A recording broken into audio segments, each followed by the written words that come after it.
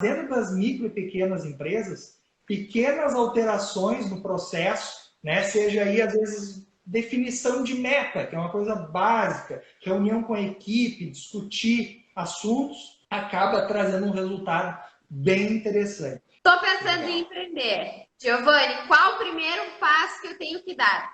Que legal. Vicky, isso é uma coisa muito interessante, porque a gente tem dois tipos principais de empreendedorismo, né? Aquele empreendedorismo por necessidade, que é o que nós estamos vendo muito acontecer hoje em dia. Pessoal, pandemia, né? Ficou desempregado, enfim, precisou empreender de alguma forma. Então, a gente tem esse viés. E o outro viés que é do empreendedor por oportunidade. Então, identificou lá no mercado uma deficiência, enfim, e resolve empreender. Primeira coisa que a gente precisa pensar, que dor o meu produto, o meu serviço resolve, né? Às vezes, né, quando a gente faz o empreendedorismo por necessidade, a gente pula etapas. A gente quer começar a vender, né? Compra por um preço, vende por outro e segue. E ok, quando tu está na informalidade, né? Geralmente assim, ou no máximo um MEI, isso é normal acontecer. Mas ainda assim é um passo inicial. Então, essa demanda que está se criando, essa dor, é uma dor minha ou é uma dor coletiva? Porque às vezes a gente pensa, eu adoro comer brownie. Brownie, é delicioso, sei fazer, fica gostoso. Mas, sei lá, o mercado está saturado, ou é uma coisa que só eu gosto, a minha receita que o pessoal de casa come e diz que é bom só para não fazer desfeita, né? Não faz um estudo, enfim. Então, tem que entender essa demanda. E para isso é importante fazer um estudo de mercado, né? Aonde eu estou entrando? Aonde eu estou enfiando meu pé? Né? Por isso que é o ideal fazer uma prototipagem, que é uma das ações que a gente faz durante o programa ARI. Né? A prototipagem, o que é? Ela é uma testagem no mercado da viabilidade de uma ideia. Por exemplo, você resolveu abrir uma loja de roupa. Bom, o mercado da loja dessas roupas, como é que está? Não está saturado? O que tu vai ter de diferente para oferecer? Né? Daqui a pouco, tu faz esse estudo, essa prototipagem antes, identifica a necessidade e vê, olha, se isso tem aderência, adesão. Não tem, bom, não vou investir nisso. Né? Economiza o teu tempo, economiza o teu dinheiro e vai para outro caminho. Porque daqui a pouco é mais interessante esse dinheiro estar lá guardado no banco e tu pensando em como dar esses passos do que seguir, né, num caminho escuro. Né? A gente precisa dessa lanterna através desse estudo de mercado e dessa prototipagem. Então, a minha dica aí para os primeiros passos é isso. Planejamento, entenda aonde você está indo e, principalmente, né, que dor isso resolve. Né? Daqui a pouco é uma oportunidade passageira. Acho que até eu tenho um case legal assim, disso, que é de não analisar, fazer uma análise SWOT, que a gente chama, né? Que analisa as oportunidades, as ameaças, as fraquezas e as fortalezas das empresas. É algo bem prático de fazer. Mas eu conheço o caso de um empreendedor que terminou a sua rescisão de trabalho, recebeu uma boa quantia e resolveu investir num setor que fazia dinamites, dinamites não, uma peça específica para dinamite para usar na mineração. Tá? E aí o que aconteceu? Ele investiu, porque era difícil, essa peça tinha muita saída, e encontrou essa oportunidade. 3 meses depois, saiu uma lei federal proibindo o uso de dinamites dentro das minerações. E esse empreendedor já tinha investido lá 50, 70 mil reais para comprar a máquina, o torno, sei lá, enfim. E perdeu o seu investimento. perdeu esse investimento. Então, não fez esse estudo, né? Olha, se mudar a lei, né? Lógico que isso era uma coisa que já estava em tratativa, então ele podia ter meio que analisado. Então, tem vários cenários que a gente tem que analisar antes de dar esse primeiro passo. Então, planejamento. Tem que arriscar, mas arriscar com consciência, né? Aqui já chegou uma pergunta para nós, do Márcio Gouveia, perguntando: qual a medida de tempo para retorno de um investimento? Bacana. Márcio, não tem uma fórmula correta. Tá? Cada tipo de negócio tem um tempo de investimento e varia muito também de acordo com o tanto que tu investe. Isso está muito... É o tempo de payback que a gente chama, né? O retorno do investimento. Normalmente, nos 2, 3 primeiros anos de empresa, não se tem um payback. Esse retorno cobre, né, o teu investimento inicial e ainda assim, caso antecipe esse tempo de pagamento, ainda se utiliza o mesmo tanto para reinvestir no negócio, que isso é muito importante. Estar sempre investindo em equipamentos ou marketing, que é fundamental, né, posicionamento e tudo mais. Então, assim, hoje, qual é uma forma mais assertiva que alguns empresários têm utilizado para ter um retorno mais garantido? As franquias, né? As franquias, hoje, tu contrata... Enfim, tem N franquias, mas vou usar exemplo aí a franquia da Subway, né? Subway é uma franquia que você pode contratar, insere um valor inicial, tem um royalty que você paga, mas dentro do plano de negócio dele já está previsto, olha, tu vai investir 200, 300, 400 mil, vai ter esse retorno em tanto tempo, né? Já tem um estudo prévio, né? E isso através da franquia. Bom, o meu negócio não tem franquia, o meu negócio é algo novo que eu estou criando. Como que eu posso identificar o tempo de retorno? Vai ter que fazer um estudo de viabilidade, né? Um plano de negócio que é tão importante, né? O plano de negócio, saber, olha, eu vou investir tanto, minha estimativa de receita é tanto, definir um prolabore, né? Hoje, um dos erros, depois até eu vou compartilhar uma coisa bem legal sobre os cringe, né? Que é aquela coisa de ser careta, tem um bingo cringe, depois eu vou compartilhar com o pessoal, um bingo cringe do empreendedor. E aí faz a somatória de pontos ali. Eu devo ser super. Por exemplo, aquele empreendedor que mistura a conta de pessoa jurídica com a conta de pessoa física. Não, recebe... não sou eu. Depois eu vou achar aqui para a gente olhar junto. Por exemplo, não formalizou a empresa, já pega 10 pontos. Deixou o cliente esperando resposta, 15 pontos. Nunca procurou o Sebrae, 30 pontos.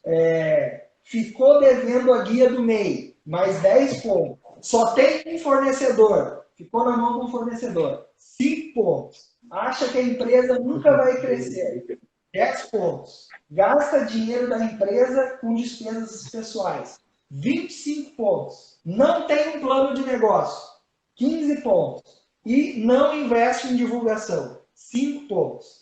Gente, eu tô me achando o máximo agora. Não é muito comportada. Tô muito comportada. Gostei desse bingo. Uma dúvida. A gente tem um percentual que a gente deva, não obrigatoriamente, mas que a gente deva reinvestir? Existe algum percentual estipulado? Não existe um valor certo, mas o adequado é sempre pensar em pelo menos 10% para uma margem de segurança, né? Por exemplo, hoje ninguém estava preparado para uma situação de pandemia, né? Então, as reservas de emergência, quem teve, conseguiu construir no longo da sua jornada, precisou utilizar dentro desse período de pandemia.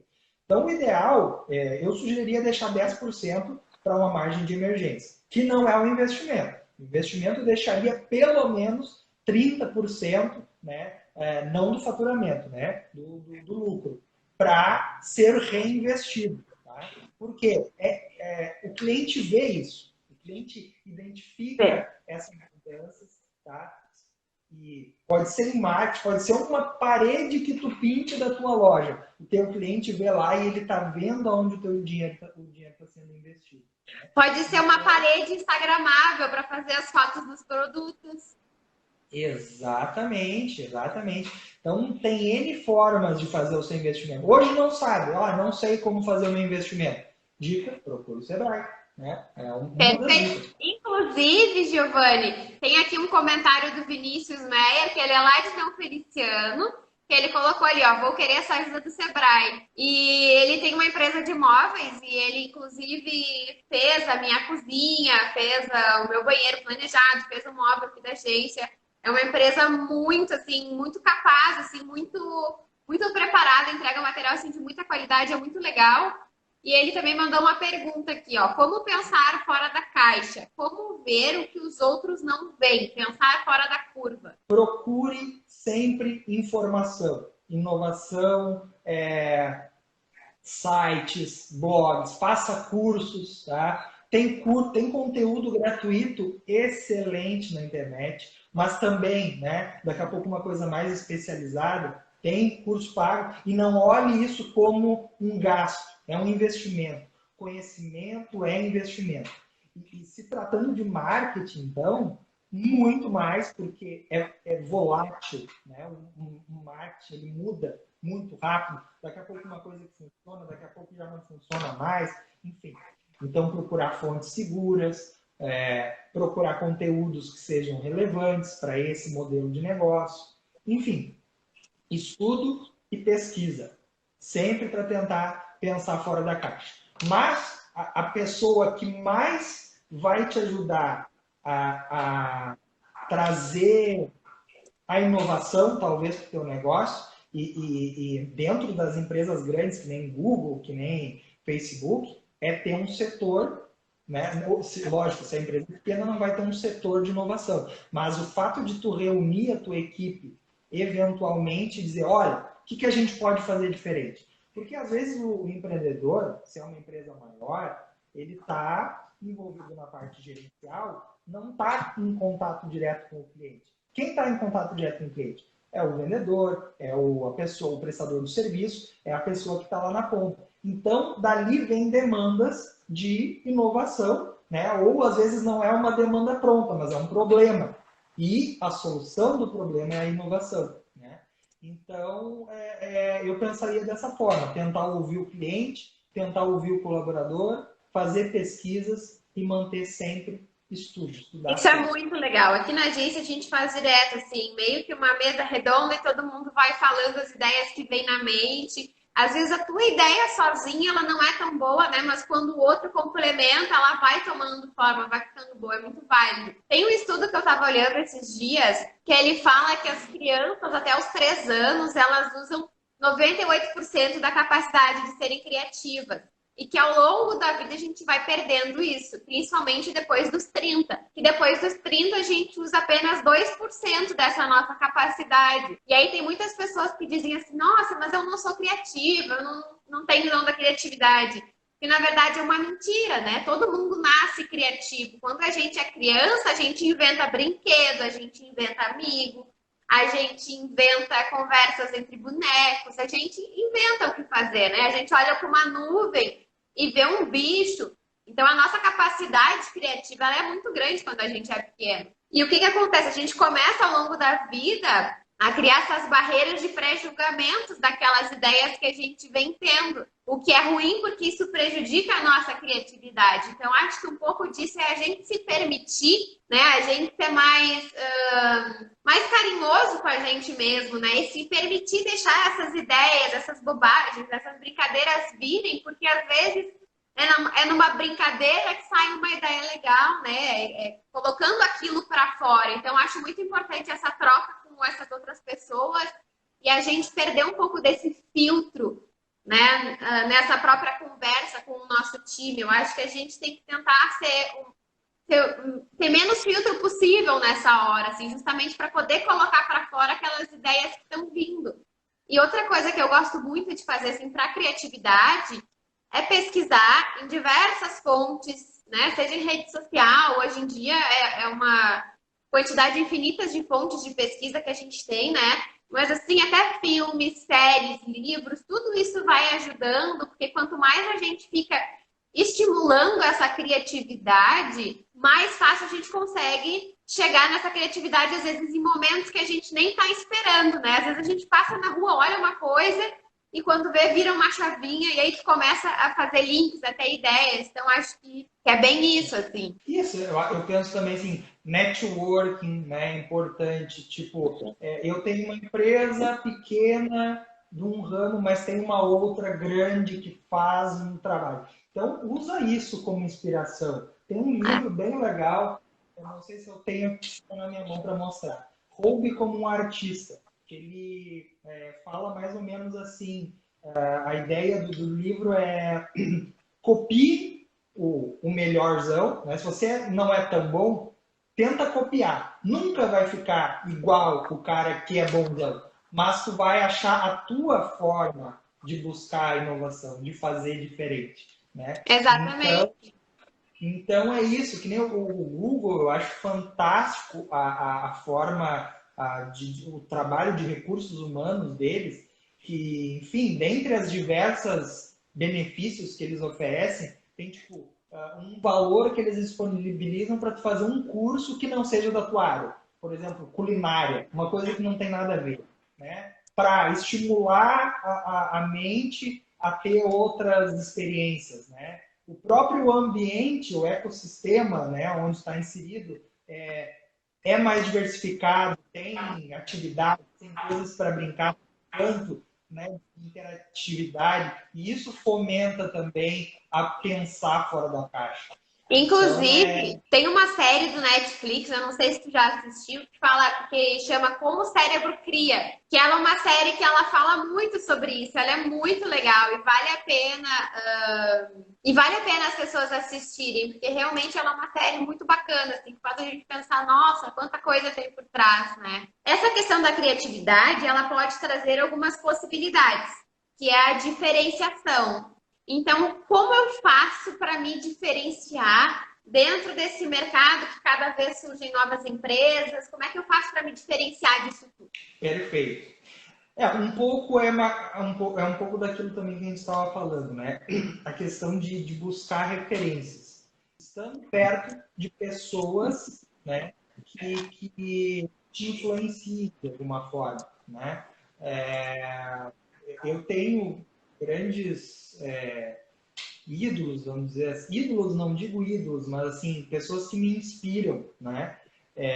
Pode ser engraçado, mas o Silvio Santos é uma pessoa que me inspira muito, porque, enfim, eu gosto da forma como ele começou, né? Como ambulante, viu um potencial, cresceu hoje, né? E criou outros, se reinventou, e se for olhar a forma que o SBT se comunica, também é diferenciado, eles tentam fazer uma coisa mais, enfim, tá atento à inovação.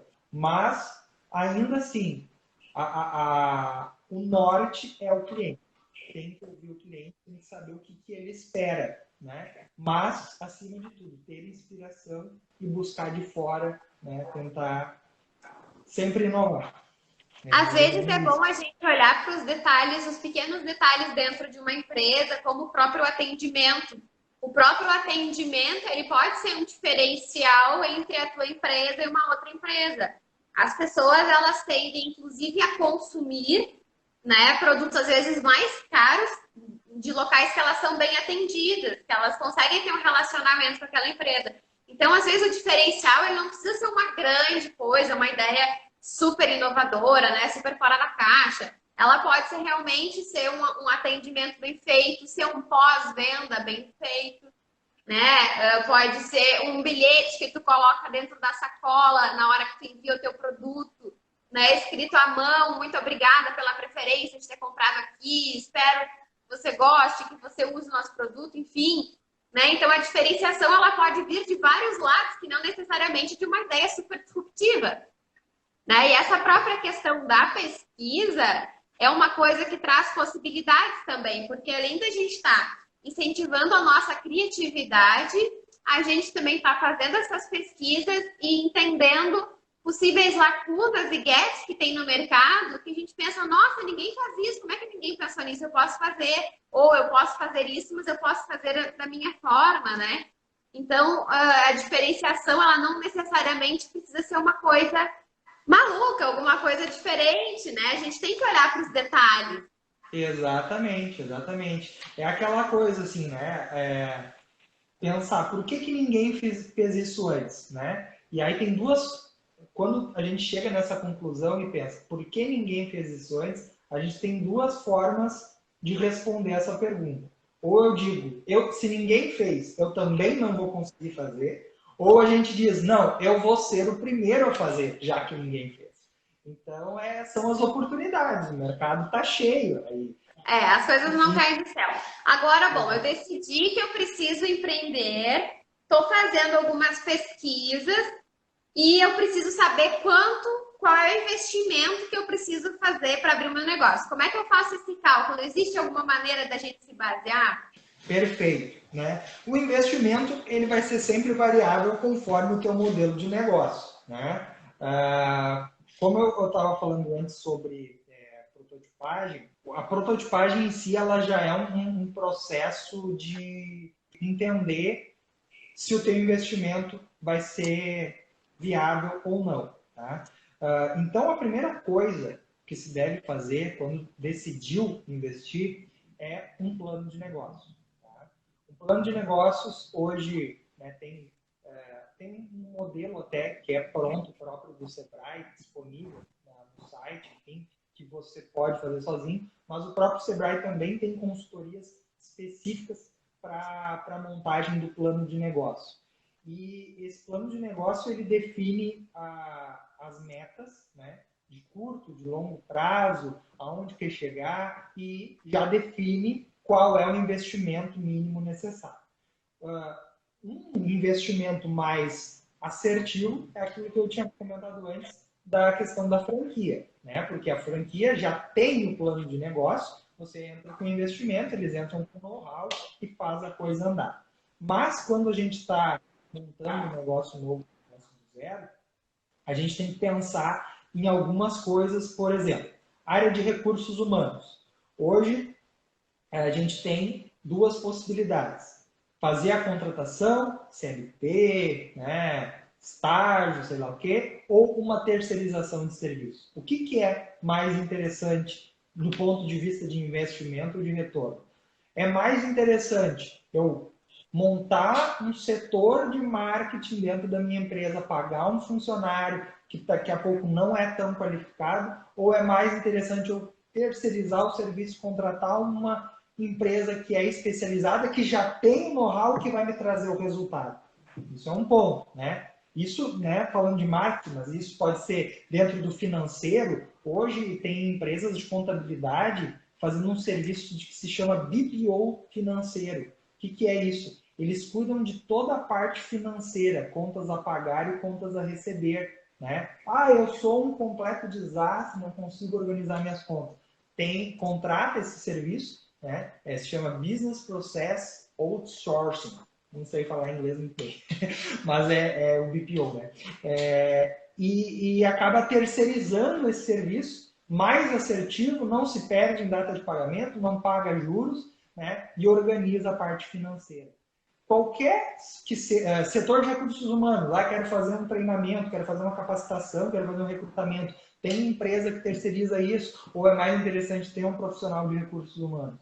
Então, essa é a primeira coisa, né, que tem que pensar e avaliar. Outra questão, aluguel ou home office? Se o modelo de negócio hoje, né, as empresas, muitas passaram a entrar nesse modelo de home office e não vão voltar mais, né? Porque do ponto de vista empresarial é uma redução de custo com luz, com água, com internet, que o colaborador já está pagando, porque ele está em casa, ou às vezes que se dê ali um incentivo a mais, um benefício para o colaborador pagar a sua internet, ainda assim, se botar na conta do papel, é um custo a menos de não ter a utilização daquele espaço. Mas existem modelos de negócio que não comportam, precisa ter uma loja, precisa ter exposição. Mas, ainda assim, uma grande maioria acabou agregando isso, né? Porque loja de roupa, por exemplo, que geralmente depende de um espaço físico. Durante o período que a loja esteve fechada, ele teve que se virar, foi vender no WhatsApp, foi vender no Instagram, foi vender no não sei o quê. E conseguiu se manter, lógico, talvez não na potencialidade, mas abriu um leque. E, de repente, colocando na ponta do papel, é um investimento que tem que se pensar. E a mesma coisa do delivery, né? É mais interessante tu ter o atendimento na loja, né? Por exemplo, ramo de alimentação, né? É mais interessante tu ter um espaço físico, gastar com luz, com ar-condicionado, para a pessoa vir, tu receber. Ou é melhor fazer um delivery e a pessoa come em casa, né? Então, assim, não tem certo ou errado, né? Varia do modelo de negócio.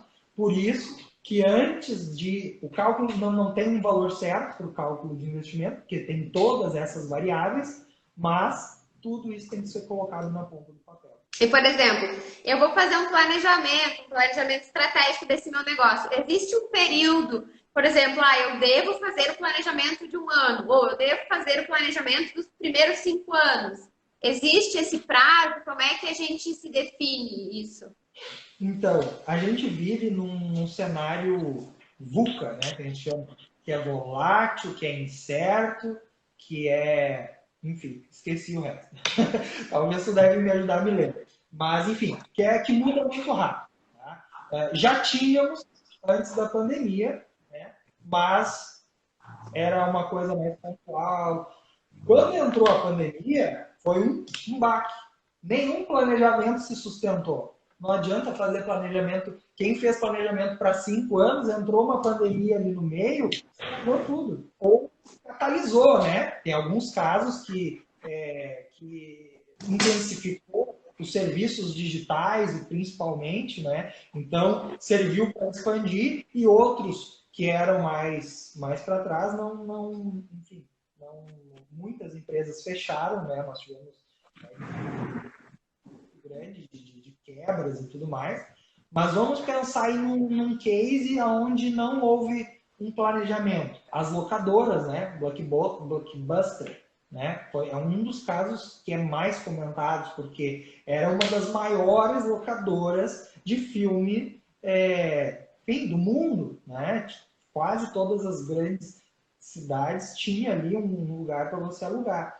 E começou essa coisa do digital, não se atentaram para isso e acabaram fechando, né? E assim tem outros tantos casos, né? Mas principalmente nesse quesito. Então, planejamento, foco em meta. Aonde a empresa quer chegar? Hoje, né, tem aqueles casos que a empresa abriu de uma necessidade, então é aquilo. Vai fazendo, vai apagando incêndio, vai trabalhando, vai vendendo. Mas, acima de tudo, a gente precisa ter um norte, né? Poxa, eu estou começando agora uma loja de... Eu estou só falando de loja de roupa hoje, né? Eu vou falar uma loja de bolo. Uma loja de bolo, mas eu quero me tornar uma grande confeitaria. Então, que passos eu preciso fazer até chegar a isso? Bom, eu vou ter que fazer uma capacitação, vou ter que investir no meu marketing, vai crescer a minha clientela, vou ter que contratar mais gente. Contratando mais gente, eles vão assumir a parte operacional, eu vou ficar mais na parte de gestão. Então, isso é um planejamento.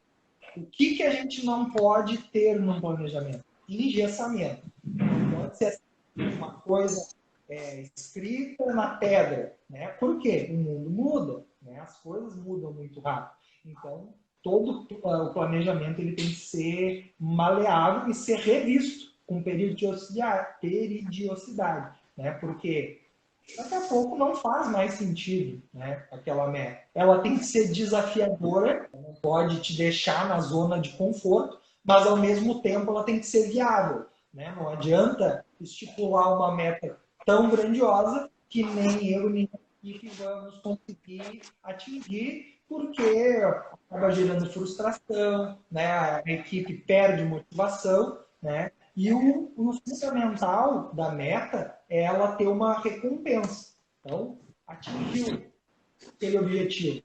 Compartilha esse resultado com a tua equipe, né? Seja em forma de remuneração, ou seja em forma de algum bônus, enfim.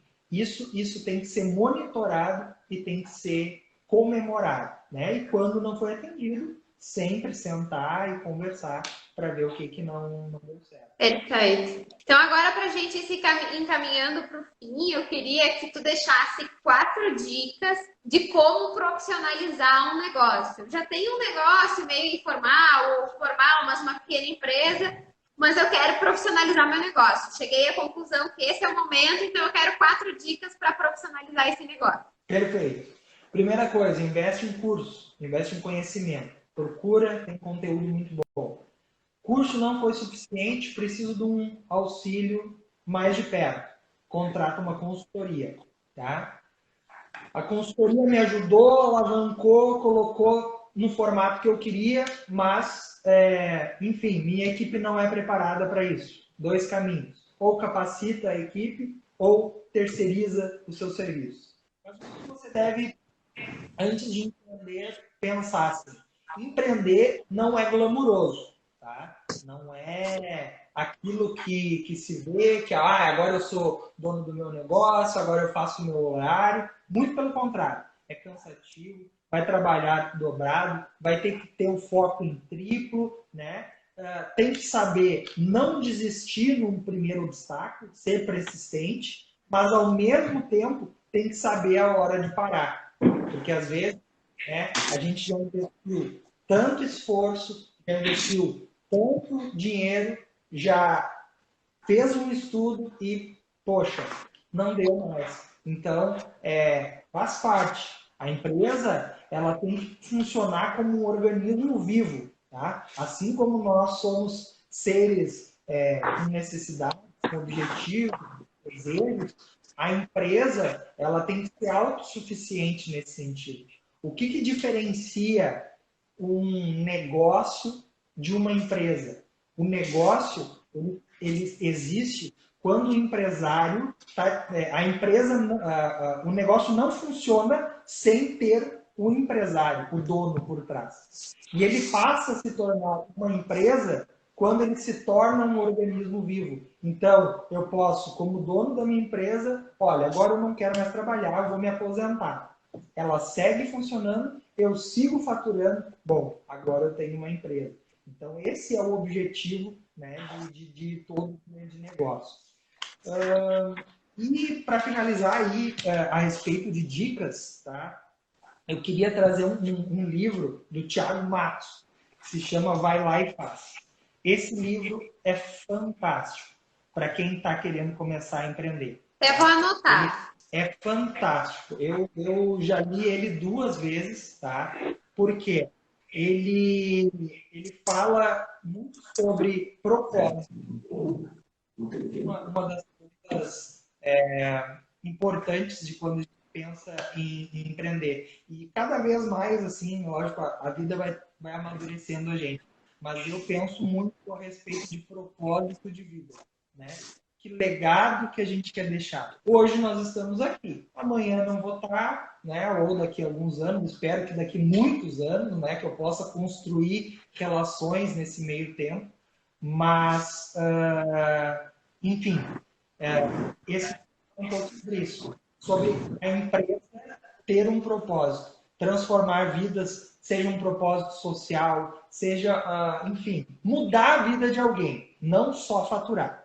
Além disso, o livro fala sobre o processo de prototipagem e validação, né? Ensina a fazer, então é bem bacana, né? Para quem está pensando em querer tirar um negócio do papel, enfim. E sobre ainda rapidamente o processo de prototipagem, é importante não aplicar com amigos, né? Que isso fala no livro. A gente tem que buscar pessoas externas, porque os amigos, eles vão dizer, não, legal, isso aí eu gostei, essa tua ideia, vou comprar. Aí o cara vai lá, monta, começa a vender, pô, bacana.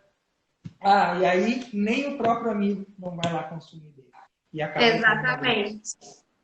Então, esse livro fala também, né, um pouco sobre isso. Aqui então, a gente tem uma mensagem muito legal da Carla, que ela diz, a Meta Imóveis começou hoje um projeto com o Giovanni, com o Sebrae, e eu adorei esse primeiro contato, acho que será muito produtivo.